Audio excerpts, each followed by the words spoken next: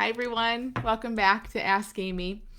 So, before I get to today's question, I just want to remind you that the Little School of Big Change fall course starts 1 week from today. It feels really weird because usually I start the fall course a little bit later in the year. And now it still feels like the middle of summer to me. So, it feels strange to be starting so soon, but we're starting a little earlier this year because of the book club I have coming up in October for my new book. So, yeah, we start August 30th, a week from today, and I'm really excited. There's already some amazing people signed up. There's a great group from all over the world, and yeah, join us. I would love for you to be there. I am doing a live Q&A a week from today on the 30th. And there'll be a link in the description and in the comments so that you can RSVP to get the Zoom link to join on that Q&A if you want. It's not anything fancy or formal. It's just an opportunity to pop into Zoom. I'll be there for a while and I'll just take any questions that you have and talk a little bit about how the school works. So hope to see many of you there.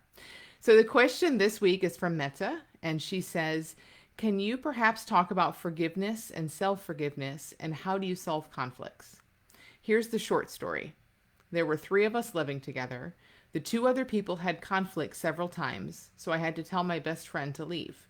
It's not what I wanted, but it was what I thought I had to do. My best friend won't see me right now, and the two of us who are left don't agree on the incident and are hardly talking anymore. So I have to forgive the other people and myself. What happened was not okay, and it's not what I stand for. I find it very difficult to forgive myself for something I regret having done that hurt others, and to forgive others for things they've done and said to me. Although I know I can't change the past, I think of it very often and it makes me sad. So I'm sorry you're going through this. I know it sucks. It sucks. It's hard when you are with people and you care about the people and you really know and sense that everyone's just seeing things in such a different way. And even knowing that we all live in these separate realities and we're all just seeing things the way that we see them, it doesn't mean that feelings don't get hurt and that it doesn't, get very hard and feelings change. And it's tough. I've been there too, living with someone where you're not on the best of terms the whole time and yet you're sharing a home with them. So, yeah, so it's tough what you're going through. The thing, Meta, that jumps out at me, like leaps out in your question, is when you say, so I have to forgive the other people and myself. And I get it that your mind is going back to what happened and replaying it, and you have a lot of regret for your actions, and you're not happy with them for their actions in different ways. And the logical next place can be, oh, so in order to be okay or to feel okay with this, I need to forgive. If I could just forgive, I'll be fine. I'll move on. Like that can look like the thing we need to do. And it's not that forgiveness, well, I'll talk about what that is in a minute, how I see it anyway. It's not that forgiveness isn't helpful or wonderful or healing, kind of allows us, it feels like it helps us to move on when it happens. But the way you say, so I have to forgive, and I've seen this so many times, it's like we can make that look like the holy grail. Like if I could just forgive, I'll be fine. And now we have pressure on trying to forgive ourselves and trying to forgive someone else, and that looks like it's what holds all this anger in place or all this resentment in place. And I want you to loosen up on that. I want you to see there's no pressure for you to forgive yourself or other people. And here's why. Forgiveness is an interesting thing. Now, again, I don't want to just, it doesn't really matter what the definitions and the words are, but see if you can kind of get a feel for this. Sort of inherent in this idea of I need to forgive, whether it's us or someone else, is the idea or the thought that there was a wrong here that needs to be forgiven. I did something I should not have done, or they did something they should not have done.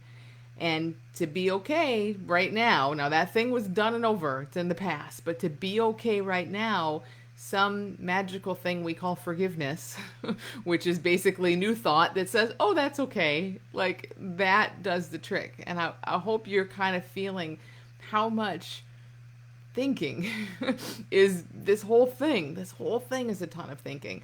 First of all, that you could have or should have done things differently than you did? How could you have?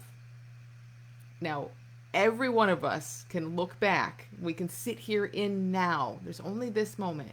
We can be in this moment and we can replay, we can play some imaginary image that looks like the moment we used to be in, so our mind says, and says, "Oh, if I had said this instead or felt this instead or thought this instead, all of these things would have been different." That is pure imagination in this moment. It is a purely creative venture of your mind. It has nothing at all, zero to do with how that moment played out. Because you could not have seen things differently or done things differently or felt things differently because that didn't occur to you in that moment. Only now can we look back and our mind can make up a big story about how things could have gone. But they could not have gone that other way. You did not see for them to go some other way. Now, sometimes people will want to argue this and they'll say, no, I did. I kind of knew in the moment, well, should I keep my mouth shut or should I tell my friend to leave? And I chose this one. Even then, that's no different. That's no different than what I'm saying. So even then, the way life shows up for us and the things, the actions we take and the things that unfold, that is not us doing that. That is not us having all these choices and consciously pulling all this string versus that string and then making this thing happen versus that thing happen. Even then, you could have 5 choices laid out in front of you in your mind, and still the one that jumps to the forefront, the action that is taken, that's just thought showing up the way thought's showing up. That is not on you. It's not, you couldn't have seen to do it. Like, that's the one that popped up, right? Option 2 popped up instead of option 6. So you took option 2. Like, I want you to get a feel for how life just shows up for us moment by moment. And then we have a mind that comes in here and tries to take credit and blame for all of it. Should have, shouldn't have. Could have played out that way, could have played out this way. Well, it couldn't have. That's after the fact. So see if you can get a little bit of a sense for that. And I want you to really explore that and really be curious. Really just be, set aside your pride and your regret and your right and wrong and all of that, Mette, and just feel into this space and see what you see about that. Could you truly have done something other than what occurred to you to do? And if this is true for you, doesn't this also have to be true for the people that you're with, your friends in this case, your former roommates? Doesn't it have to be true for them too? Don't we all just see what's shown in our minds on the screen of our minds in each and every moment? And isn't that always revolving and changing and updating?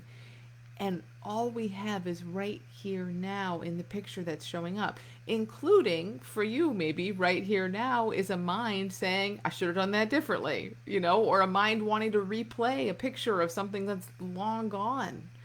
That's also just what's showing up now. But what this does for us is it just starts to give us so much softness and so much like we don't have to be so precious about what we did and how it went. We can let that stuff just flow through us because it truly doesn't exist right now, but for a thought right now. And then when thought's bringing it up right now, that's just thought bringing it up right now. There's no harsh truth to this could have, should have.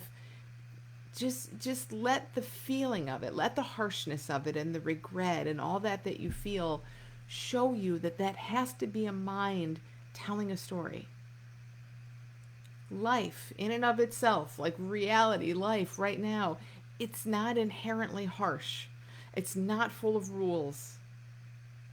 It's not full of rules. Nature doesn't have a bunch of rules that lives by. It just lives. It's just lived. It takes a mind, a human mind, to make up a bunch of rules, and especially to make up all those could haves and should haves and how everything means something about us. It means something about you that you made the choice you made, and it means something about your friends that they did what they did. That's what a mind will tell us. But what if that's absolutely not true? That's just how a mind talks. It's how a human brain works. But beyond that, and we all have a human brain that talks and works in that same way. But when it's all conflicting and contradicting, it can't be the truth. Can't be the truth. Everybody's mind talks about different things and then it moves on to the next thing. So you just want to see if you can be really soft and fluid and not so precious about these opinions, including the ones about yourself. And just let them kind of come up and move through. And you asked in the very beginning, how do you solve conflicts kind of from this way of seeing things? Well, this is how. When we consider that maybe there is nothing to forgive. Maybe it's not about, oh, you were right and I was wrong and now I need to forgive you and them and all that. And we just see that everybody's just living in the picture that's showing up in the moment. And then that picture's changing. And then a new reality shows up and then that one changes.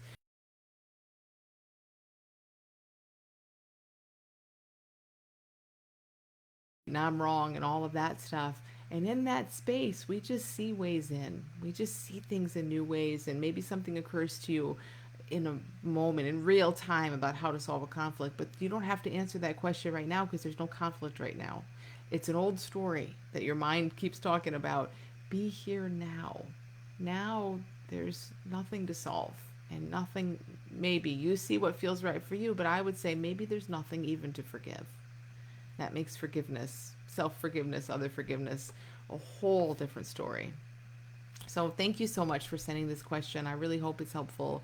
I hope your mind is really chewing on a bone of what happened at some other time and place, and I hope you can just see that as this mind process that happens for all of us. But it doesn't mean there's an actual problem to solve or a thing or person to forgive right now in this moment. So thanks everyone for listening. Send your questions to Ask Amy at thelittleschoolofbigchange.com.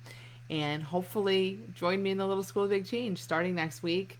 Again, I'll put the link to that Q&A session in case you have questions in the comments here. So have a great week, everyone. I'll see you next Monday.